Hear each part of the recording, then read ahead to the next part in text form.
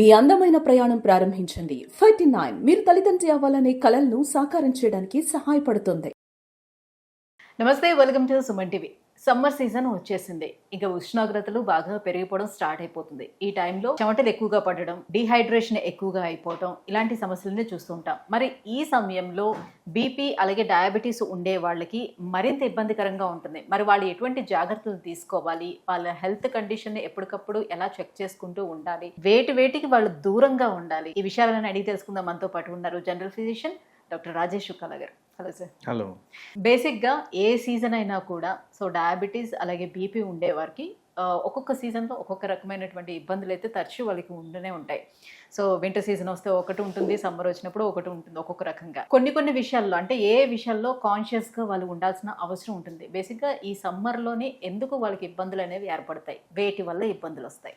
మీరు ఇంట్రడక్షన్ చెప్తుంటేనే నాకు 2 థింగ్స్ హైలైట్ అయిపోయాయి. సమ్మర్, డయాబెటీస్, బ్లడ్ ప్రెషర్ మాట్లాడితే మామిడి పండ్లు గుర్తొచ్చాయి. ఆవకాయ, ఈ రెండు డెడ్లీ. ఆవకాయ ఏమో బ్లడ్ ప్రెషర్ని పెంచేస్తుంది, మామిడి పండ్లు ఏమో షుగర్ని పెంచేస్తుంది. ఎంతమంది దీన్ని రెసిస్ట్ చేయగలుగుతున్నారు? మనకున్న డయాబెటిక్ పాపులేషన్లో సీజనల్గా వచ్చే ఇవి చాలా ప్రైడ్గా తీసుకొని ఆల్మోస్ట్ ప్రతి ఒక్కరూ తినడం అనేది జరుగుతుంది. వెరీ రేర్లీ, తక్కువగా తినకుండా ఉండేవాళ్ళు. ఈ రెండు ఎగ్జిస్టింగ్ మెడికల్ కండిషన్స్కి అస్సలు సూటబుల్ కాదు. మ్యాంగోస్ చాలా హై క్యాలరీ, చాలా high sugars, and mango pickle very high salt and oil content ఎక్కువ ఉంటుంది. సో ఇవి డెఫినెట్లీ ఫ్రెండ్లీ కావు, బట్ ఆల్మోస్ట్ ఎవ్రీ ఇంట్లో ఇది తయారవుతుంది, తింటారు. సో ఫస్ట్ ఎఫెక్ట్ అక్కడే స్టార్ట్ అయిపోయింది. తర్వాత వాతావరణంగా మాట్లాడుతున్నప్పుడు వాతావరణంలో వచ్చే మార్పులు ఆల్రెడీ మనము హీట్ ఫేస్ చేస్తున్నాం. సో ఈ హీట్ ఫేస్ చేసినప్పుడు జనరల్గా ఎక్కడైనా వెళ్తున్నప్పుడు ఒక డయాబెటిక్ పేషెంట్ దాహం వేసింది, వాటర్ తాగడం కాకుండా ఏదో ఒక చల్లటి పానీయం తాగడానికి ట్రై చేస్తారు. అది కొబ్బరి నీళ్ళు కావచ్చు, కూల్ డ్రింక్ కావచ్చు, ఫ్రూట్ జ్యూస్ కావచ్చు, మ్యాంగో జ్యూస్ కూడా కావచ్చు.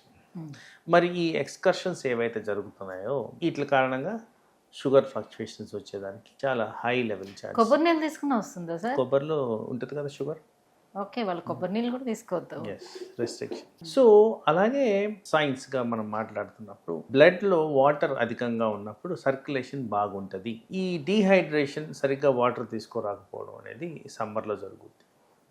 దాని కారణంగా ఏమవుతుంది, షుగర్ లెవెల్స్ మెయింటైన్ చేసే ప్రక్రియ, insulin circulation, insulin levels maintain అవ్వడం, ఇవన్నీ కూడా ఎఫెక్ట్ అవుతాయి. కాబట్టి షుగర్ స్పైక్స్ వచ్చేదానికి ఛాన్స్ ఉంది. అలాగే చాలా ఫ్రీక్వెంట్గా డయాబెటిక్ పేషెంట్స్లో ఈ డీహైడ్రేషన్కి గురైనప్పుడు కాన్సన్ట్రేటెడ్ యూరిన్ పాస్ చేయడం కామన్.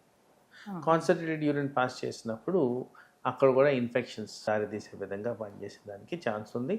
దాంతోపాటు కిడ్నీ స్టోన్స్, ఇవన్నీ కూడా హెల్త్ పరంగా ఎఫెక్ట్స్ డయాబెటిక్ పాపులేషన్. మరి అలాగే బ్లడ్ ప్రెషర్ గురించి మాట్లాడుతున్నప్పుడు బ్లడ్ ప్రెషర్లో పర్టికులర్గా కొన్ని టైప్స్ ఆఫ్ మెడిసిన్స్, డైయూరెటిక్స్ అంటాం, అంటే బాడీలోంచి వాటర్ డ్రైన్ చేసే విధంగా పనిచేసే ట్యాబ్లెట్స్.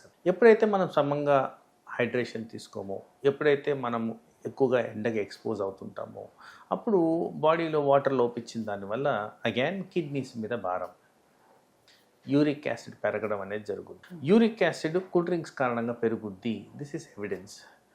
ఆ ఎండాకాలంలో కూల్ డ్రింక్స్ కూడా కన్జంప్షన్ ఎక్కువ తీసుకుంటాం. యూరిక్ యాసిడ్ మూలన బ్లడ్ ప్రెషర్ ఎఫెక్ట్ అవుతుంది, బ్లడ్ ప్రెషర్ పెరుగుద్ది. యూరిక్ యాసిడ్ మూలన హార్ట్ ఫంక్షనాలిటీ కోల్పోద్ది. యూరిక్ యాసిడ్ మూలన హార్ట్ అటాక్స్ వచ్చేదానికి ఛాన్స్ ఉంది. యూరిక్ యాసిడ్ మూలన ఆర్థరైటిస్ వచ్చేదానికి ఛాన్స్ ఉంది. సో ఇలా వివిధ రకాలుగా బాడీని ఎఫెక్ట్ చేస్తుంది, ఇంపాక్ట్. డీహైడ్రేషన్కి బీపీకి ఎలా సార్ సంబంధం? డీహైడ్రేషన్ అయినప్పుడు మనకు జరిగేది ఏంటి, ఆల్రెడీ ట్యాబ్లెట్స్ తీసుకుంటున్నారు, అవి డిహైడ్రేట్ చేస్తాయి కొన్ని రకాలు. వాటర్ తక్కువ చేసినప్పుడు కిడ్నీల మీద భారం పడుతుంది కదా, అది కిడ్నీ ఫెయిల్యూర్కి దారి తీసే విధంగా పనిచేస్తుంది. ఆ యూరియా, క్రియాటిన్ పెరిగేదానికి ఛాన్సెస్ ఉంటాయి.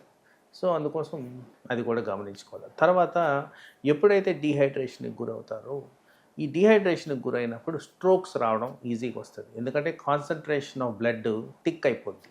థిక్ అయినప్పుడు హార్ట్ అటాక్ కానీ బ్రెయిన్ అటాక్ కానీ వచ్చేదానికి ఛాన్సెస్ పెరుగుతాయి. బ్లడ్ ప్రెషర్ కంట్రోల్ లేకపోవడం, తర్వాత ఈ కాన్సన్ట్రేషన్, థిక్నెస్ ఆఫ్ బ్లడ్ పెరిగిన దానివల్ల కూడా ఈ మెడికల్ హెజార్డ్స్ జరిగేదానికి ఛాన్స్ ఉంది.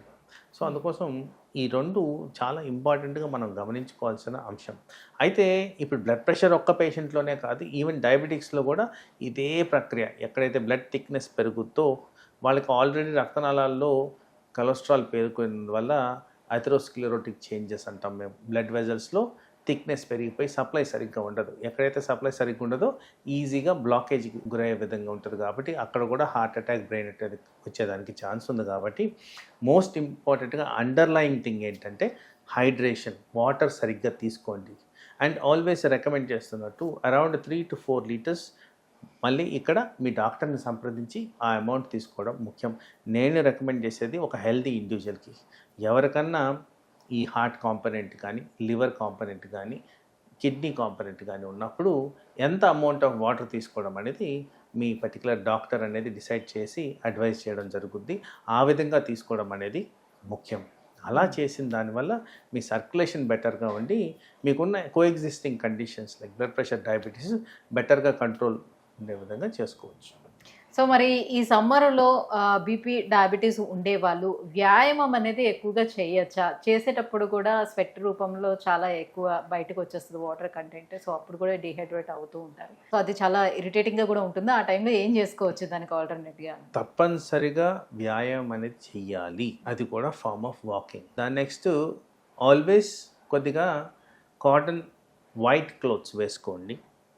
మార్నింగ్ టైం ఎక్సర్సైజ్ చేసేదానికి చూడండి ప్రిఫరెన్స్. ఐడియల్లీ బిఫోర్ 7 AM చేసుకోవడానికి చేయండి. తర్వాత always carry a water bottle. SIPs of water తీసుకుంటూ, ఒక్కసారి తాగకుండా సిప్స్ ఆఫ్ వాటర్ తీసుకుంటూ మీ ఎక్సర్సైజ్ కార్యక్రమం కంప్లీట్ చేయండి. That is very very important. ఎందుకంటే ఇక్కడ ఓన్లీ మెడిసిన్సే కాదు, ఎక్సర్సైజ్ ద్వారా బ్లడ్ ప్రెషర్ని, డయాబెటీస్ని కంట్రోల్ చేసే విధానంగా చేసుకోవచ్చు. సో దానికి ఉన్న బెనిఫిషియల్ ఎఫెక్ట్స్ డెఫినెట్గా ఎక్కువగా ఉంటాయి. కాబట్టి అది కంటిన్యూస్ యాక్టివిటీ కింద మనం అలవాటు చేసుకోవడం అనేది ముఖ్యం. డయాబెటీస్ ఉండే వాళ్ళకి లో షుగర్స్ అవుతాయా ఈ సమ్మర్లో? సమ్మర్లో లో షుగర్స్ అవడానికి కారణం ఏంటంటే సరిగ్గా ఆహారం తీసుకోకపోవడం. వాటర్ ఎక్కువ తీసుకుంటున్నాం, కడుపు నిండిపోయిందని చెప్పి ఆహారం కూడా నెగ్లెక్ట్ చేస్తే షుగర్స్ డౌన్ అయ్యేదానికి ఛాన్స్ ఉంది. కానీ అదర్వైజ్ మనం ప్రాపర్ హైడ్రేషన్ తీసుకుంటూ డైట్ ప్రాపర్గా మెయింటైన్ చేస్తే యూజువల్లీ షుగర్స్. సరే, వీళ్ళు డయాబెటీస్ వాళ్ళు జ్యూసెస్ విషయానికి వచ్చేటప్పుడు వాటర్ కంటెంట్ ఉండేటువంటి లైక్ వాటర్ మెలోన్ అలాంటి జ్యూసెస్ వితౌట్ షుగర్ తీసుకుంటే ఏమైనా ఇబ్బంది ఉంటుందా? Ideally not recommended. ఎందుకంటే దీంట్లో షుగర్ కంటెంట్ ఎక్కువ ఉంటుంది, దీంట్లో గ్లైసెమిక్ ఇండెక్స్ ఎక్కువగా ఉంటుందని కూడా గమనించారు. కాబట్టి సో మనం హోమ్ మేడ్ రెమెడీస్ లైక్ మజ్జిగ, బార్లీ వాటర్, సాబుదానా వాటర్, ఇంకా కావాలంటే గంజి, ఇలాంటివి తీసుకోవచ్చు. ఇలాంటి వాటి వల్ల వాళ్ళకి షుగర్ స్పైక్స్ అనేవి ఎక్కువగా ఉండవు. అండ్ పానీయాలు సరిగ్గా తీసుకుంటున్నారు కాబట్టి హైడ్రేషన్ కూడా ప్రాపర్గా ఉండేదానికి ఛాన్స్. స్టార్చ్ నుంచి ఏం ప్రాబ్లం ఉండదు సార్? అది కూడా రైస్ నుంచి వచ్చింది. As compared to watermelon or a fruit juice, స్టార్చ్లో బెటర్గా ఉండేదానికి ఛాన్స్.